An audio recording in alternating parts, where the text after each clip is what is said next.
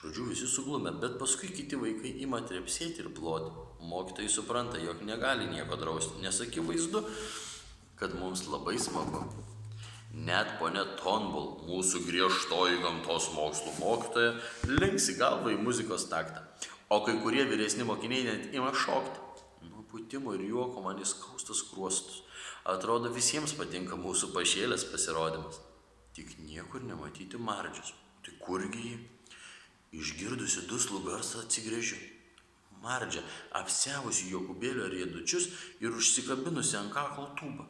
Instrumentas panašus į trimitą milžinui ir yra dvigubai didesnis už mūsų auklę. Tik kartą esu mačiusi, kaip vyresnė mokinė vardu Morta grojo tūbą. Mardžia garsiai pučia tūbą ir važinėjasi riedučiais aplink mus. Ak ne, Mardžia, to jau per daug, pagalvoju. Auklė tikrai per greitai pralėkė pro mane. Ponas Lindonas, mūsų kūno kultūros mokytojas, riktelė. Atsargiai!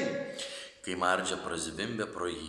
Bet jau per vėlu. Trakš, pakš, keberiokš! Mardžia praranda pusiausvyrą ir įkrenta į nedidelį fontaną žaidimo aikštelės viduryje. Visi pradedame krizenti. Grįžusi ponia Pots pamato, kad Mardžiai virto į fontaną. Jos galva įstrigusi tūboje ir virš vandens kyšo tik kojelės. Vaikai juokėsi susiėmę už pilvų, bet mes su Jokūbėliu šokame padėti Mardžiai išlipti iš vandens. Jokūbėlis su tėvu įsikimba į tūbą, o aš čiumpu auklę už kojas ir mėginu išlaisvinti. Tada Rožė įsitveria į mane, Liusė įsikimba į Rožę, o Džeimis su Petriuku įsikimba į Liusę ir pradedame traukti. Mane nespėjus apsižvalgyti, visi vaikai, norėdami išlaisvinti Mardžią iš tūbos, išsirikiuoja ir irgi ima tempti, lyg trauktų lyną. Tik staiga. Pokšt. Mardžia laisva, o mes virstame, net niekas nesusižeidžia. Apsidžiaugiu, kad Mardžia sveika. Tūba truputį sušlapo. Gerai padirbėjote, draugai muzikantai, pagiria Mardžia ir visi draugiškai apsikabiname. Tuomet žaidimo aikštelėje pasirodo ponas Sailsas, mūsų mokyklos direktorius. Gerai, o dabar grįžkite į klases, griežtai liepė jis. Pamatęs beretę dėvinčią Mardžią, kuri yra kiaurai šlapia ir laiko tūbą, direktorius kilsteli antakį. Mardžia, man laikas eiti į pamokas, sakau. Ar galiu eiti su tavimi? Klausė jį ir pirmą nubėga į klasę. Visi sueiname į vidų. Rytas prabėga greitai. Matau, kad po mūsų koncerto žaidimo aikštelėje visi gerai nusiteikia. Nepasakytum, kad ponia Pots pyktų dėl tūbos, o per matematikos pamoką ponas Beicas apdovanojo mus už teisingus atsakymus. Aš gaunu geriausios dienos mokinės pažymėjimą, o mano auklė laimi 3 auksinius lipdukus.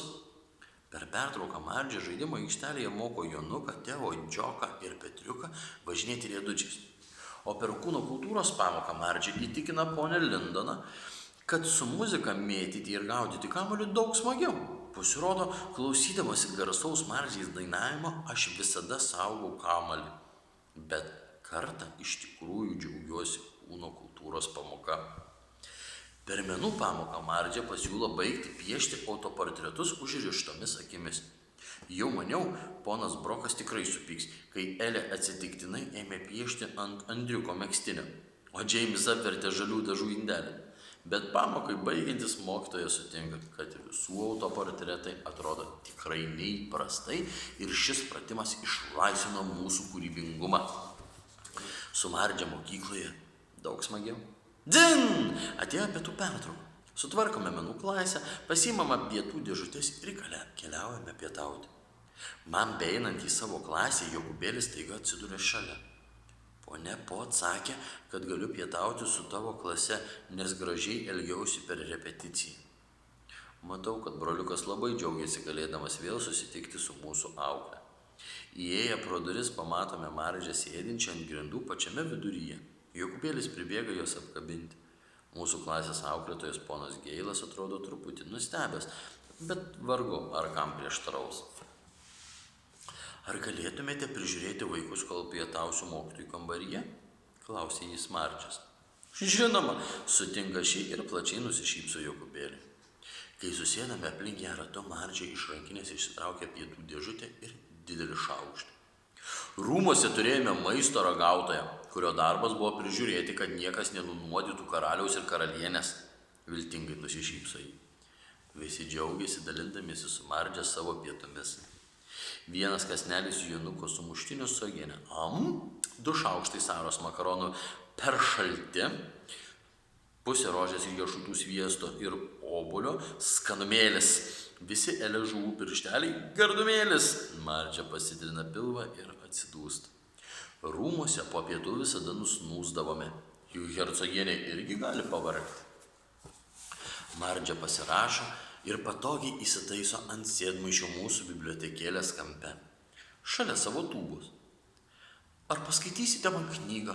Nutaisiusi vaikišką balselį, klausė ji. Liusė ir aš nubėgėme paimti savo mėgstamiausios pasakų knygos, o Elė iš spintelės atneša antklodę. Apkamšę Mardžią paskaitome jai pasaką prieš miegą. Jokūbėliui patikime versti puslapius. Visi prisideda prie mūsų, todėl leidžiame knygą per klasę ir paeiliui skaitome po puslapį. Kai baigiame skaityti, Mardžia užsimerkia. Ar galite palikti šviesą? Klausė ji. Aš bijau vaiduoklių. Jokūbėlis pavarto akis. Vaiduoklių nėra, net aš žinau, o man tik 4. Jam puikiai sekasi vartyti akis. Kaipgi? Yra? Atšauna Mardžia ir užsitraukia antklodę ant galvos. Ūbauja ji vaiduoklišku balsu. Visi klasė ima kikenti. Mardžia tokia linksma. Tai aš, Mardžia, nuostabus vaiduoklis, juokauja ji. Tada mūsų auklė mieguisti nusižiauja, susirango prie tūbos ir netrukus užmiega. Po pietų grįžęs ponas Geilas maloniai nustemba pamatęs, kaip ramiai sėdime pietų ratelį. Atrodo, jis nepastebi, kad Mardžia miega kampe, o mes ramiai elgiamės tik todėl, kad nenorime jos pažadinti. Paskui negaliu liautis galvojusi apie Mardžią. Keliauju iš pamokos į pamoką svarstydama, ar ji vis dar miega, ar jau pabudo toliau kriesti iš daigų. Norėčiau žvilgtelėti ir sužinoti, ar ji dar ilsisi ant sėdmaišio. Bet neturiu laiko, atrodo, kad diena lėkte lekia. Dzin!